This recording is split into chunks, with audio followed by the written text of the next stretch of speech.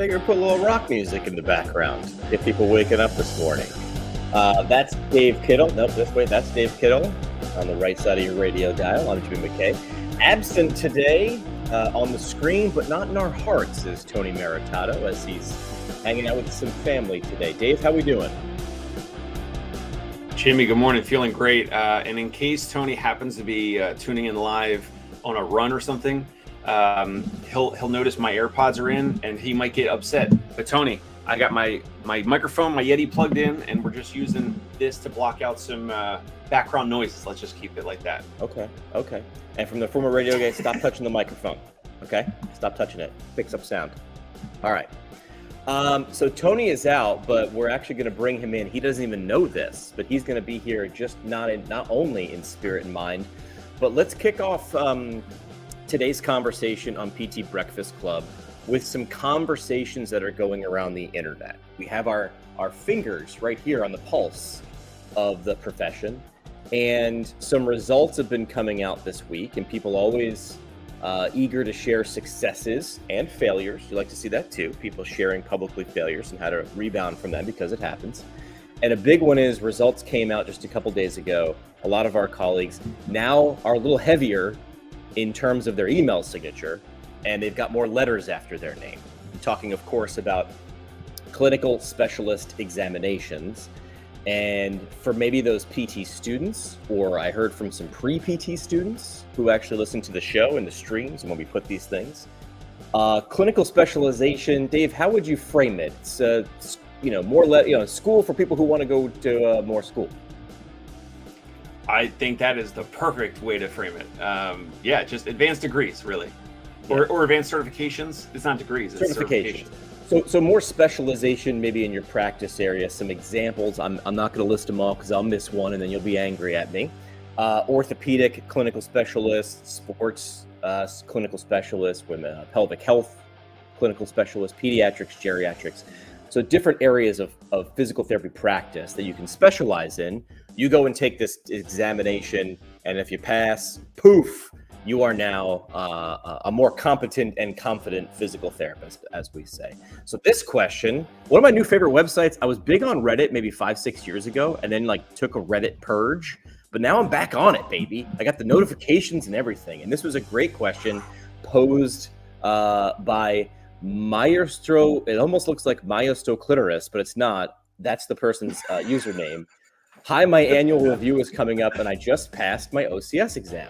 Congratulations. How much money should I ask for? Which is not an invalid question, right? They back it up by saying they work at an outpatient clinic in Pennsylvania. They're currently at $85K a year with 5 years of experiences. Annual reviews coming up, and with a newly obtained OCS title, how much raise should I ask for? Well, first of all, you've been out for 5 years. You're in Pennsylvania with $85K. We're going to talk about that. But Dave, you're somebody who employs other clinicians. Tony will weigh in on this on the next time we have him on the stream, but I wanted to get your thoughts. Does adding the OCS to someone make you, someone who employs clinicians, automatically give them a raise if they came to you? If this person came to you, what would Dave say? No, it does not automatically give a therapist a raise. It might be shocking. By the way, that music playing, I thought it was another thing in my browser. So I'm like, I got this music playing. Sorry, I turned that off. Yeah. Okay, we're good. I didn't want to say anything, but now I said it's all good. It was going. Okay, so no, I mean, it doesn't necessarily result in a higher salary. It depends on the intent and all of that. And yes, I mean, you also share with us in the chat with Tony and I a screenshot that we'll get to as well about, I think it was a comment, and then you replied to it. So that person's comment, I believe in, and we can maybe pull it up on the screen in a minute, but it does not automatically result in a raise. Unfortunately, the biggest driver of all this, again, it all comes back to reimbursement and insurance and all that. So that is not increasing. It's, plateauing, or in some cases shrinking or declining. So it's hard to say, okay, now you have your OCS, which, by the way, that should be no surprise. Every practice is probably helping these therapists, right, go into the OCS or GCS or whatever, It and should be, and hopefully. they should be, right, and they might even be covering it. So that's I don't know. I think it's maybe a couple $1,000. I think someone was just telling me, I think it's like $1,500 when all is said Yeah, and done, yeah. when you got to pay for all the little nickel and dime fees that they hit you with. Yeah. So all of this, by the way, I believe, like, regardless of the size of the practice, organization, whatever, like that should be discussed ahead of time. So, like, Uh, if Jimmy's a therapist in my practice, and if Jimmy comes to me and says, "Hey, I'm looking to sit and get my OCS," like, we would have a conversation about it. I'd be like, "Oh, interesting," or maybe if the employer, especially if the employer is saying to their staff, like, "Hey, we have a tract where you can, get an OCS or do this or that, and we'll pay for it, whatever." There should be some conversation. Maybe it's not. I feel like there's these comments on Facebook and Reddit and all over because the employer is probably not saying, "Oh, by the way, like, this is going to be great for you, your resume, your confidence, your differential diagnosis, whatever it might be." But in that conversation, if it's brought up by the employer or me in this case with Jimmy as my pseudo physical therapist, I think it's kind of on me to say, "Hey, here's what that would look like. Here's what that would do for your clinical practice, for your compensation." I think that needs to be part of the conversation. And the fact that it's not is why these therapists go online and write all these comments. we can turn this into Reddit as well. If you're watching a live stream, you can drop a question or a comment. You want to chime in below, you can do that. We did have comments because that's how Reddit works. I mean, I'll get into some of my thoughts, but I wanted to share some of what these came up. Let's see. No, let's do this one. Yeah. Josh Funk, Rehab to Perform, chimed in. Raise plus potential employee classification change. Example, staff PT to senior PT, salary change, and benefits improvement. Now, Josh is the kind of person, though, that here's the key that Dave mentioned that I want to highlight. This is, to me, the hinge point. Josh lays this out before you start. I'm guessing, I don't know this, before you start working for Rehab to Perform, there is a clear track and clear progression. Now, someone like Josh or a forward-thinking clinic owner says, well, I can't bill more for somebody who has their OCS. Maybe you can, right? I mean, I worked at a clinic where I was a new grad PT and the rate was cash-based, was X, and to work with one of the senior PTs was different. And people understood that because we explained it differently. We explained the value proposition differently. Jimmy's great. Someone else has been doing it longer, and you can pay for that, right? So the reimbursement from the insurance company might not be different. That's flat. They don't care. That's okay. You know who does care? The person you're putting your hands on, the person looking you in the eye, that patient might care. So if you can explain that value, can you get more for giving more? I just mentioned it's $1,600 to get your OCS, I believe, after fees, on top of if you pay for resources to study with it.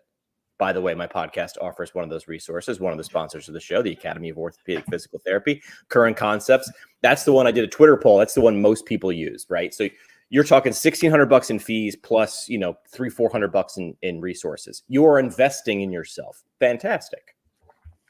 How can you reap that reward?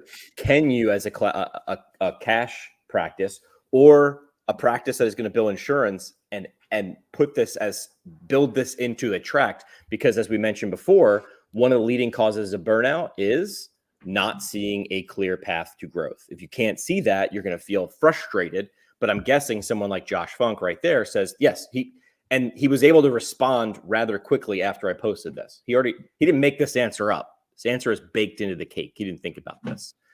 John DeLucci, also on LinkedIn, he said he would research internally before taking too much external feedback. I take this as John saying, like, hey, before you just walk into your boss's office slinging guns, 6 shooters, like, he's saying the same thing, which is like, make sure you understand what your employer is talking about or where this goes. Do this before you sign up for the test, because ironically, results are going out right now. It's also time to sign up for the next clinical specialist examination season. This thing is just circular, round and round. It's like a carousel, up and down. So John is saying, like, gather objective data, tangible performance data. So like this. John's saying go in armed with information. This makes Dave nod and smile. Why does this make you nod and smile? Because it needs to be backed up by something objective. And Show like, me. if you're speaking to a decision maker, a manager, a director, especially some co-owner or an owner of a practice who's going to be the main decision maker, I want to see that. I want to see objective data, because otherwise it's just subjective and it's like touchy feely. It's like, oh, this Right. is good because I alphabet soup after my name, or no therapist says this, but again, it's about my ego, and I'm better. I'm better, I'm completing more things, I'm doing more things. But then it's like, yeah, but like, are you getting more Google reviews? Are you having lower cancel no show rates? Are you getting more word of mouth referrals that are coming back and saying, I want to work with Jimmy, and as opposed to I want to work with Concierge Pain Relief? So those are the things you should also consider making objective. You present that to your employer, then the employer's like, oh yeah, you're right. Like, if we did this, like, you're showing like objective improvement or objective findings or support for this. It makes it a lot easier. And again, all this should be discussed ahead of time. The fact that then a therapist goes, I kind of get it. By the way, when I first read some of these things this morning, I was like, I can't wait for this episode. I'm going to be yelling in the microphone. These therapists are ridiculous. But again, some of the blame does need to go onto the side of the employer, because there's obviously a lack of communication. So again, therapist gets their OCS or advanced certification. They go on Twitter, LinkedIn, Reddit, wherever, and either complaining or asking about this or that with a raise. I mean, all that should be discussed. Like, how come the employer is not saying, okay, you have 5 years experience, you sit for your OCS. If you get your OCS, it'll include a bump of whatever, and it might be like, or if you want to raise in salary 5 or 10% or whatever, maybe that includes XYZ other responsibilities that we're going to kind of add into your whole role. But you, as the clinic owner, should be able to get more out of someone with more experience. Like, you should be able to make sure that you can convert on that. Now, we're watching a live stream. If you happen to be watching the podcast, I'll narrate it for you. Dave, I want you to turn to your right on the camera. Rotate right, so you're facing me. Yeah. Yep. Ooh, I So like look it. I like this. Dave. I like this. Are we going to do role play? Here's how this full on. right I'm now. turning like this. Right now, it's Jimmy McKay saying, hey, boss, I got my OCS right now. And Dave's thinking, cool story, bro. Tell it to someone else. Now, right now, we're opposed. This is me trying to get a raise from Dave, going, hey, man, give me some more money. But what I think having the conversation beforehand does is, now face the camera, Dave. Now we're on the same team. Like, we are both on the same side here. I want you to advance as a therapist. You want to make more money. I want you to make more money, because if we can make more money, it's a we thing and not a, hey, give me, it's a stick up. It's not a stick up here, right? So having that conversation early, which is what I like about Josh Funk, is he built this into the cake. He's like, how do I keep therapists around longer? We mentioned before on an episode, you really can't keep great therapists forever, right? Because they're going to break out of that mold. But how do you keep them happy while they're there? Happy, well-trained therapists make great PTs. They make great healthcare. So this conversation needs to happen before it's sign-up time right now in July 2024. If you're just signing up willy-nilly, and I just texted a friend who's like, I'm going to sign up, find out what this gets you besides being more confident. And that's a great investment in yourself. But if you'd like to see a return on your investment, and you should, because you're a fantastically qualified healthcare professional, have the conversation first. So I'm going to mention this is my opinion. This is, I know this goes out to PT Podcast and Learn Medicare Billing potentially also today, but this is my opinion.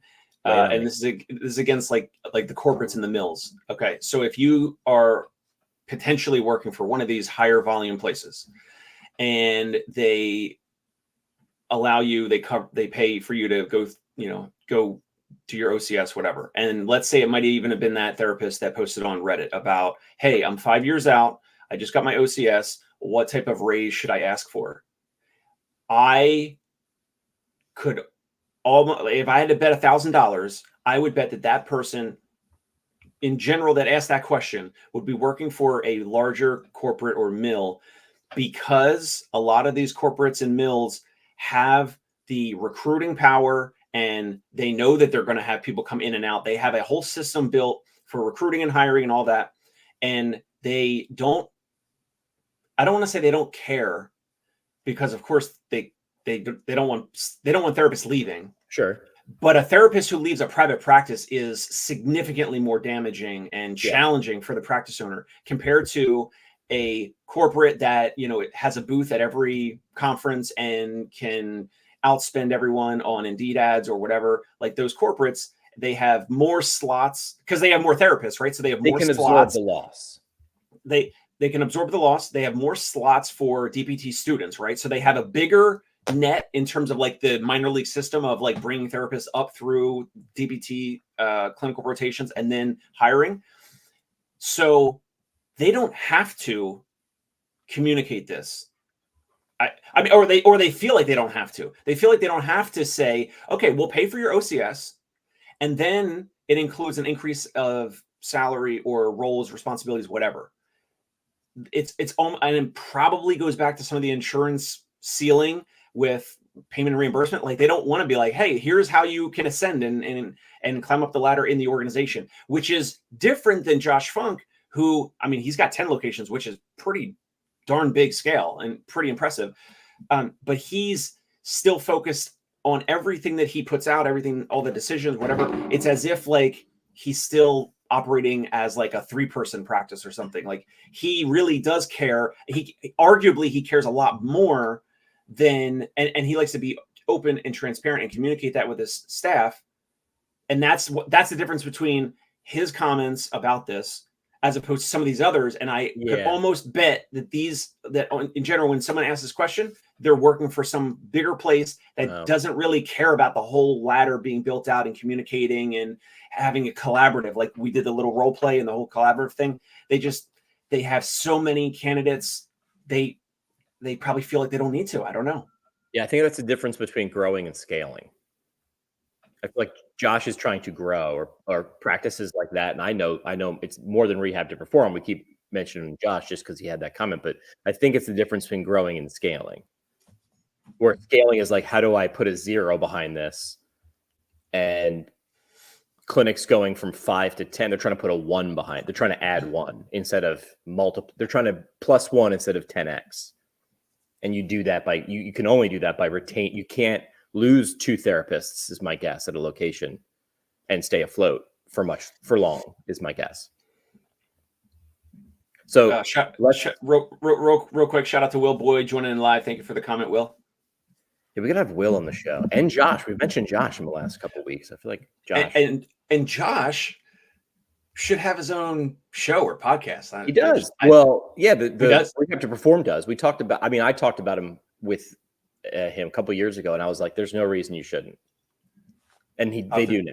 Just okay. I'll have to check it out.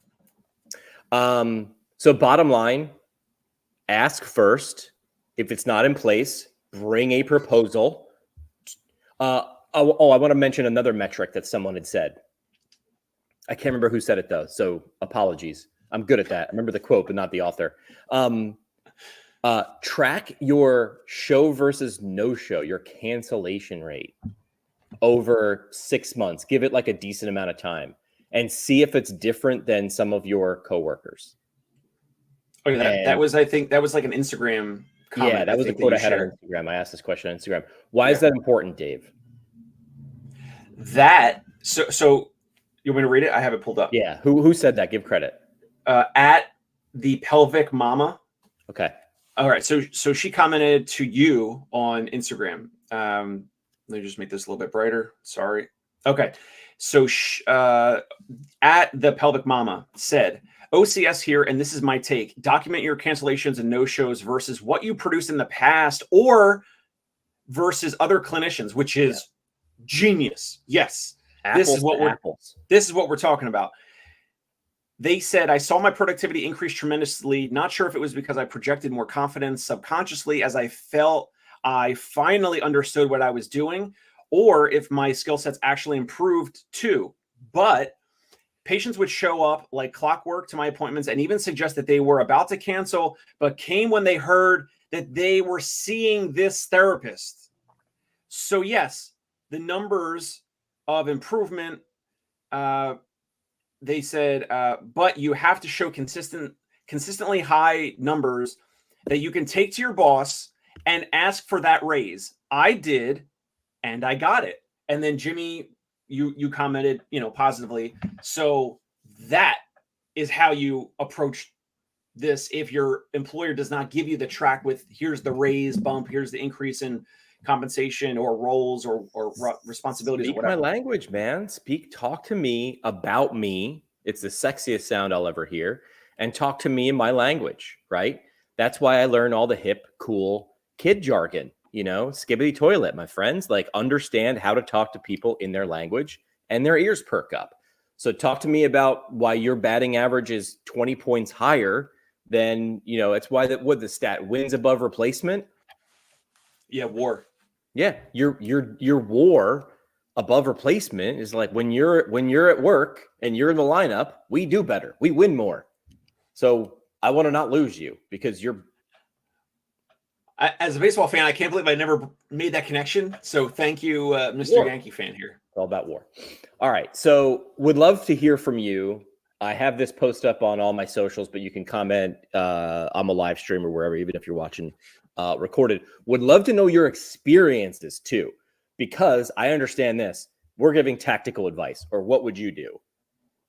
And this is not a vacuum, right? I bet you some people have done things like this, and bosses have said, tough, not giving you the raise, right? Here's a question for you. She mentioned, the pelvic mama had mentioned that she felt more confident when she had her OCS. Is this like chicken or the egg? People who sign up to take a clinical specialist exam think that they can pass that exam or think that they're worth it or going through the experience is worth it. Those people probably feel more confident. And then that confidence, is that contagious? So is it self-selection bias? I think I'm using that term, right? Like the people who are self-selecting for this probably are good clinicians. Yes. And then once they actually get the OCS or whatever, the neuro or the geriatric or whatever certification, then they pass it. And then they even have more confidence now. So it like steps up a level. It's confirmed. Yes. And arguably, like, I think those therapists typically have like better, maybe patient communication styles, like they're outgoing. They already are they already kind of have the total package. Now they just add something else and it boosts their Right. I don't want to say like their pride, their ego, a little bit of, a little bit all that. It's badge value. You know what I mean? It's badge value. Will Boyd giving like another perspective on this. If you view yourself as a revenue producing team member, you're in the lineup, you're on the team, especially in a small practice. Even more important if you're in a small practice because it's a smaller boat, man. You're not on an aircraft carrier or on a destroyer. And you track your own metrics like you're a small business owner within the small business, right? Trust me, man. As a former has-been baseball player, I knew pretty much what my average was. I knew my last 10 at-bats. I knew how many strikeouts I'd had. So track your metrics like you're a small business owner within the small business, and you can demand more pay. It's just showing stats. And that's what it talks someone's language. My first couple of years out of school, I know recently I was telling you guys that my first job was a physician in practice in New Jersey. I did this. I tracked, within the medical record or something, I tallied up. So there were a couple of different therapists. There was there was a senior part-time physical therapist. There was a PTA who was full-time. There was myself and another physical therapist that were full-time. I compared my completed visits to the other full-time physical therapist, and that therapist, we were kind of around the same like age and experience level and all that, right? I forget the number, but on like an annual basis, like looking back, I was about to sit down with the guy who like is the physician and the physical therapy like practice manager, so the decision maker. I prepared for this. I forget the number, but I had completed it was like dozens and dozens, maybe even like 100 or something visits difference, 100 or two, like a lot more visits than my counterpart of like, we're both full-time physical therapists and we had the same years of experience, whatever.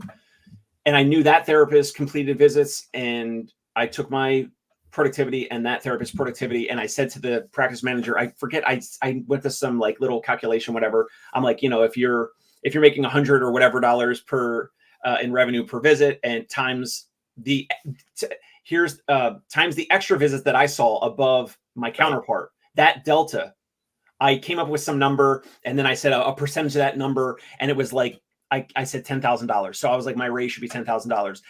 And the practice manager laughed in my face. Wow. What year was this? 2012 or 2013. Yeah. Okay. I think we've come a long way since then. So I don't know. The practice manager, by the way, not a clinician, and oversees this big physician group, ortho surgeries and physical therapy, whatever. So whatever. So they laughed in my face. And then a year or so later, when I was moving up here to Brooklyn, that practice manager was like, we heard that you're leaving. By the way, I gave like a month notice, by the way, which I think is appropriate. I gave a month notice. We got to the end of that month. And then the practice manager asked me to stay for another like 2 or 3 weeks to help with coverage. I was like, have a nice life. No. Bye-bye. What is your opinion on notice? How long do you? It's got to be a month. I mean, if you're a professional, yeah. Like I think it maybe depends on the situation, but I would love, like I did it even though I had a bad taste in my mouth, even for them at that point. You know what I mean? And I was just a staff physical therapist. If I'm a clinic director, absolutely a month or more. Will, man, you know me, man. You know me. And I in pediatrics, it was funny because I was in pediatrics, and when I was hired, Amy, my mentor, was like, just promise me one thing, because it was different in peds. She was like, these kids become attached to you. She's like, you got to give me like a month and a half, because like we have to get the kid used to you leaving and someone else coming. And I was like, oh, I never thought about that. But she had seen it, and it was not about a money thing with Amy, and Good Beginnings, by the way, in Virginia. It was not about a money thing. It really was about like the children. And she goes, even more, just as much as the kids, it's the parents too. The parents would start to freak out, like, what? You're leaving. You can't do that to us. What is your current stat in your adult baseball league right now? What's your batting average? I love this, Will. We actually don't. I wish we used an app because a couple 2019, this is before COVID. I played for some league in Central Park, and they track like with the Game Changer app, and I led the league then in like average and hits and I think RBI or whatever. But this weekend league I played now, it's a men's league. It's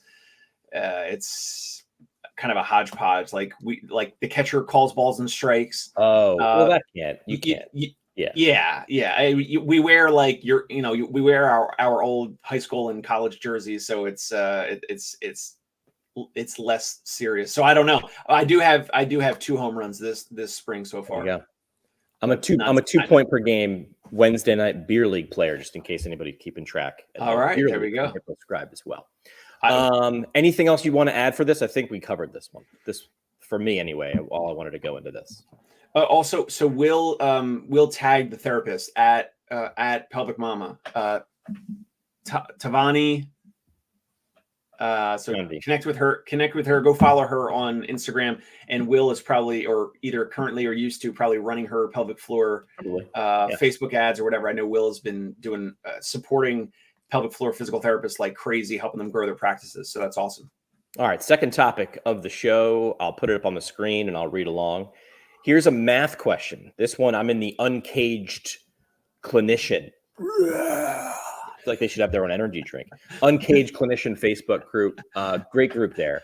I love the anonymous feature, by the way, on Facebook, and how you can ask questions anonymously. Why? Are you serious? I kind of like it because some people don't want to know, or they don't want to be known. So the question is about, we'll get into why you don't like that, but questions about cash-based gym opportunity. Not everybody's as bold as you or me. The question about cash-based gym opportunities. This would be their first foray into this type of practice model. So they're relying on others' experience. This is like a math question. And I think this is one of the reasons, big reasons, people don't take leaps is it's loss aversion. No one wants to get hosed. We fear losses. I just did an Instagram reel on this, on the theory of loss aversion. We are more afraid. I'm making up numbers. We're twice as afraid of losing as we are of winning. I'm so scared of I'm twice as scared of losing $50 as I am at potentially making $100. And this is across the animal kingdom. I'll get into that too. So here's the question from the clinician. There's a new gym opening in their area. They're offering up 10 by 12 clinic rooms. Now, I am a grammar guy, so I will pay attention to this. Clinic rooms as contracted space. Because I stop right there and I go, rooms? Are you not the only clinician that's going to be there? Rooms? Are you having competition within your own environment? But we'll get into that. So I see that plural rooms, and I go, whoa, whoa, whoa, whoa. So anyway, or it could be like acupuncture, one acupuncture, one right, PT, one chiropractic. More information. Still competition, still potentially competition. Right. I'm not moving into a strip mall, and you're gonna have a Qdoba next to my Chipotle. I'd be like, oh man, sorry, man, I'm the king burrito around here. Jim is gonna provide a scheduling and payment platform. That's interesting. /EMR supplies, including table, needles, IASTM tools, cups. This is crazy. Referrals would likely be easy, proximity. Gym members, personal training clients. I would still operate under my own LLC and liability insurance. Their offer is a 50-50 split. I am not a math guy, but this feels, man, they already have their hand not even a little bit in your pocket. And down your throat. Split on whatever income my appointments make. Given the conditions above, does it seem like good terms? Dave's about to injure his neck. He's shaking his head so fast. If not, what would standard in the industry be? When we met, I suggested 30-minute appointments at a flat rate of $75, which would include any manual therapy, needling, whatever. Blah, blah, blah, blah. Sorry if these. Okay, thanks in advance for any insight. Dave, thoughts? Okay, first of all, David Bailiff is a good friend of mine who runs the Uncaged Clinician, and if this person, by the way, you just use the search feature, this has been posted on and off for years in that group and in every group, in the cash-based physical therapy, business success group. I mean, this exact thing has been posted before. So people don't even, that's one thing that annoys me with all the Facebook groups, by the way, is people just ask questions and are like, hey, and it's like, there's a search feature that shows like 5 years of questions. I know, but have you met people? That's why I'm leaving more and more of these Facebook groups. Okay. Yeah. Okay. So by the way, so you mentioned a couple things about the style, about risk aversion, all that. So one thing that Sturdy McKee, my business partner, mentioned to me is the physical therapy profession actually attracts more of those people. People that want security, they want a salary, they don't want to go out on their own, all that. And that post right there is a signal. Because if you're even asking about that, I mean, this is not a business really. Like, this is not you being an entrepreneur. This is like you're an employee basically. So, I mean, the uncaged clinician, uncaged means helping you like get uncaged from the whole like healthcare system and working for someone else and going out on your own, right? Like that's the whole point of this group. And then this person is asking a question that is not really reflective of going out on your own. This is such an immature question that this person is obviously not serious.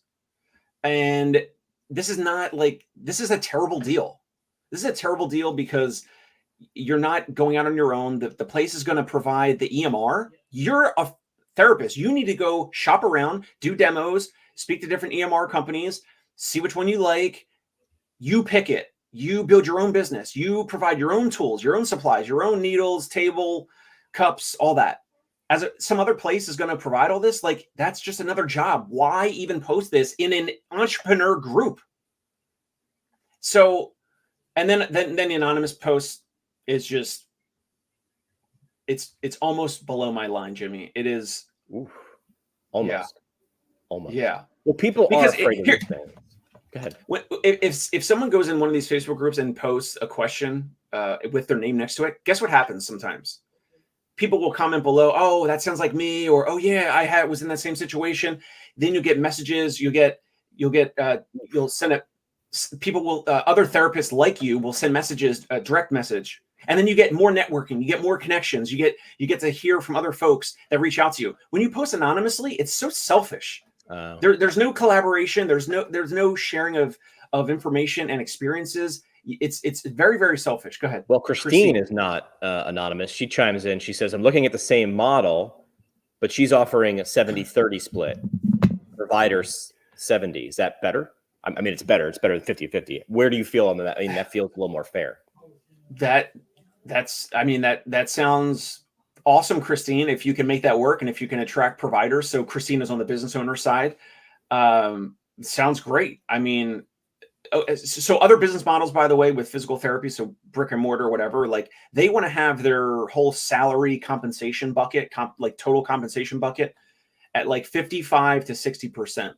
So if she can give that extra margin to the therapist and she's only looking to do 30% pre-tax and make it work, interesting. Maybe we should have her on the show. I mean, it sounds great. It sounds like doable.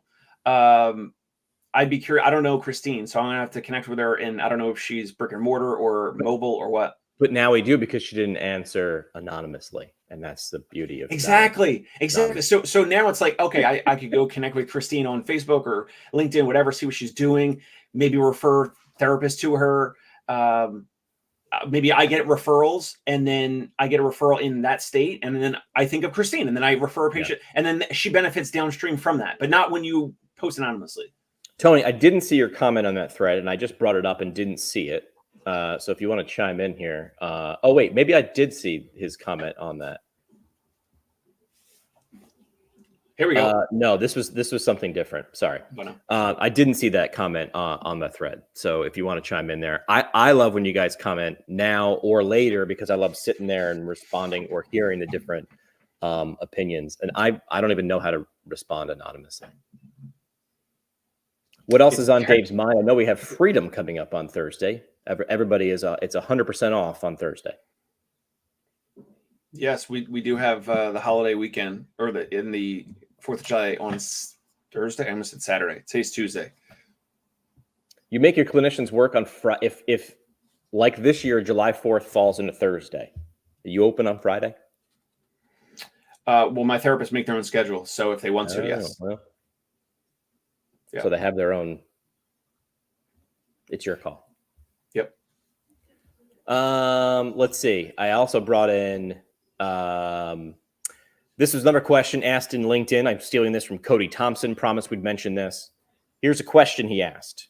Cody asks, I'm calling on my cash pay gurus for answers to these questions. Is there any reason a solopreneur cash pay therapist couldn't or shouldn't accept a student for clinical education? If you can, do you charge the patient if the student is providing care? This is like a rules and regs question. And later clinical rotations. If so, do you charge more/less? Dave, what do you think? I would charge the same dollar amount. Because as a student, they can't necessarily bill.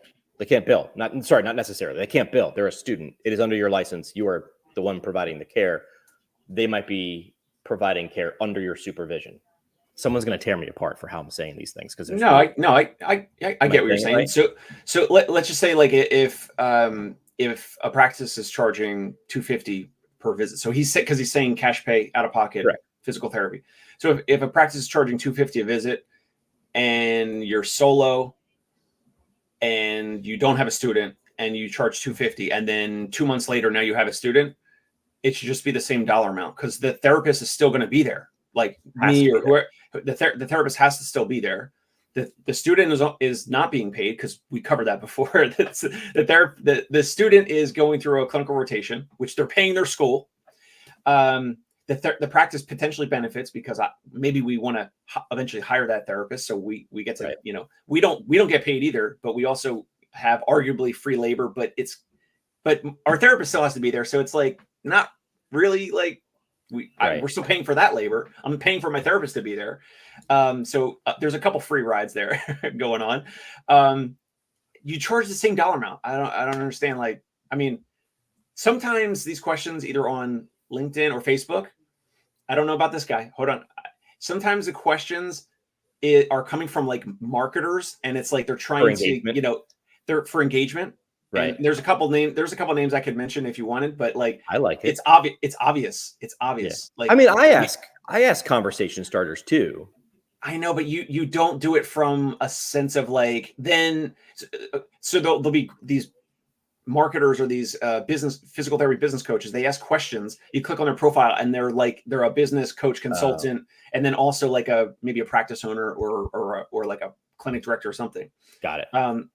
So they want owners to like comment, and then they start a conversation with them in the comments, and then they try to take it to DM, and then they try to pitch them their paid coaching.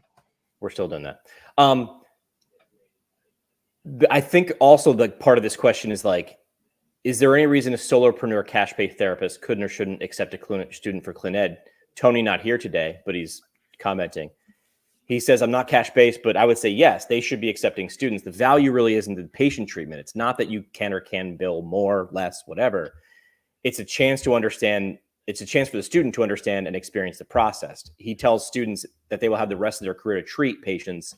The value in a clinical rotation is to get inside the business owner's head or the CI's head and understand why they are doing what you're doing. So much wisdom there. So much wisdom. And he's not even here, but he's here, but he's there, but he's not here. He's everywhere. Did you have good clinical experiences? Do you look back fondly? I did. I mean, my first one was at a skilled nursing facility, which, I mean, I don't think you could pay me to work at a place, but again, people need it, and it's a valuable place, in the whole ecosystem. My eventual mentor and coworker, eventually I met there. He was like working part-time at the SNF, and then he got me my job at the physician-owned practice, helped negotiate my salary and all that. So again, back to networking, whatever. Hospital rotation, I was like a day in, 2 days in. I mean, it was like, it was like 8 weeks long. 1 or 2 days in, I'm like, I am never working in a hospital. This is not my style. And then my 2 outpatient ones, Market Street in Philly with Moss Rehab, that was awesome.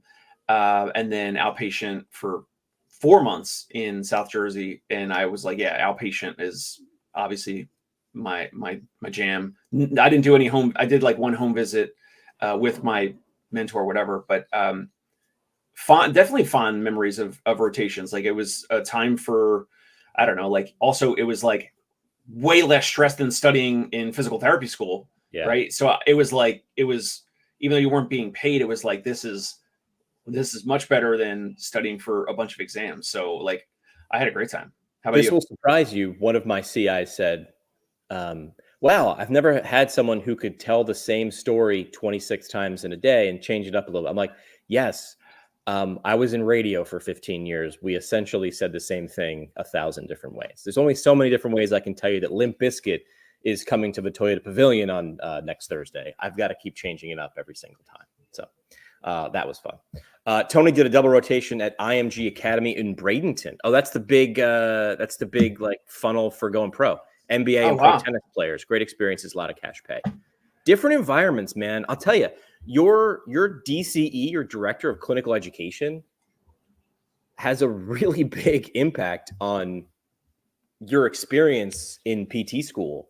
And some schools have a lot of interaction between students in the DCE, and some it's like nothing. I mean, I think I had a 20-minute conversation with my DCE, and she's like, I understand you. And as the narrator voice should be playing in your head right now, she in fact did not understand me. But she was responsible for where I was going to be placed for how many weeks.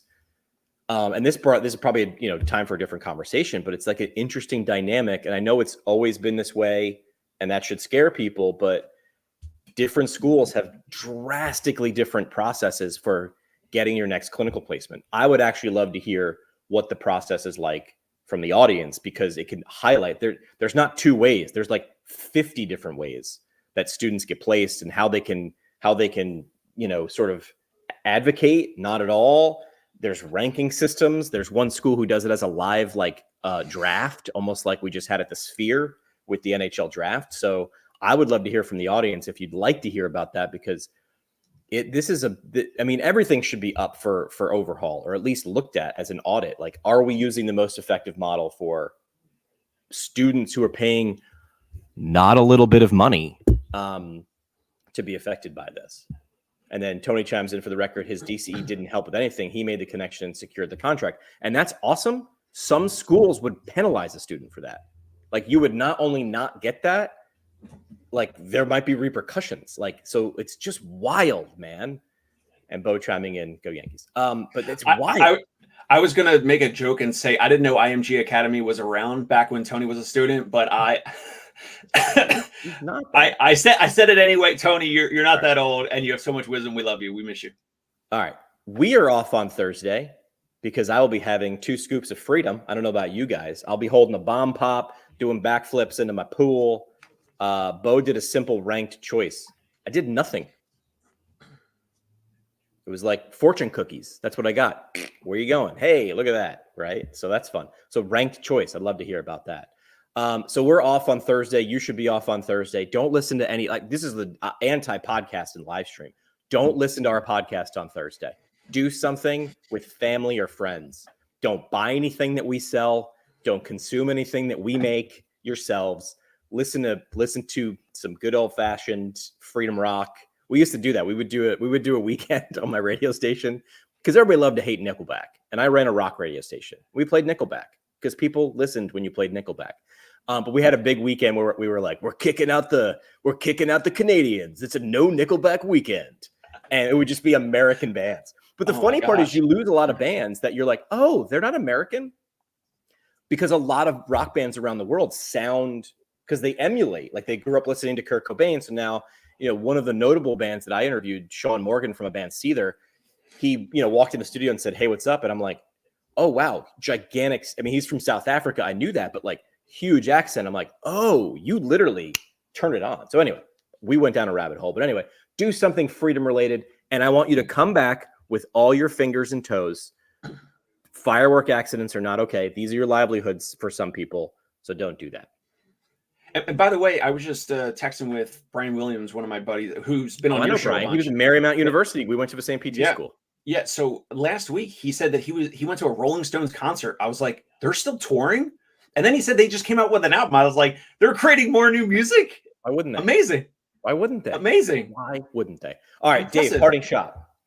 Parting shot, easy peasy. Here we go. Bring the numbers. All right. If you're looking to negotiate your salary or you're doing your OCS, your advanced certification, and then you're like, hey, what's in it for me? What's the pay bump? What's, this? Bring the numbers. If that doesn't work, maybe you need to leave that place, or you need to say, okay, am I at the ceiling of compensation for this role, even with an OCS or whatever? If I'm at the ceiling, what other responsibilities or tasks can I do for more compensation?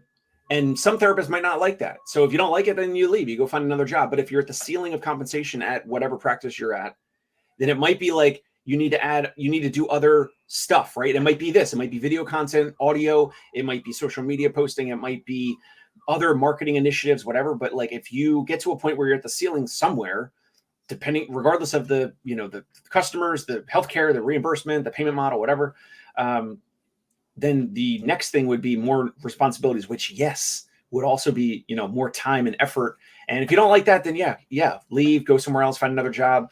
But bring the numbers, start with that, compare yourself to other clinicians in the practice, in the company that have the same type of like role and maybe even years of experience. And if there's a difference there, then it should be clearly evident to your decision maker, your boss, whoever, to give you a pay bump. And again, if that doesn't work, reach out to me. Maybe you could relocate to New York City, or you could go work somewhere else. With great power comes great responsibility, right? If you're going to get a bump, there's going to be more responsibility. That's okay, but it should be commensurate with the impact you bring. Dave went objective. I'm going to go subjective. You don't walk into the batter's box without understanding what the strike zone is or how things work. So open those lines of communication. Ask before you sign up and drop $1,600 on a clinical specialist exam. Hey, what is this going to do for my career? What could that do here? Now, I'm not saying that money should be the only driver for educating yourself. I'm going to hard say that. I am not saying that. But understanding what your value is so that you can help more people and then be compensated for that, so you can stick around and help more people. This is cyclical. So Dave went with objective. My parting shot is subjective. Communicate early and often and know the rules of the game. We're off on Thursday. We're back in 7 days. Thanks for listening. Thanks for watching.